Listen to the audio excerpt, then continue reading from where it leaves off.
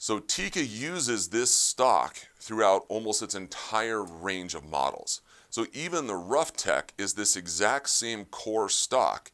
They just put that texture, they spray a textured paint on there to give it that tactile feel.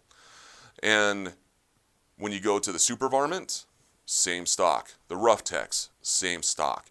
The only rifles that have a different stock than this one are the UPRs, the TAC A1s, and then the walnut stock variations.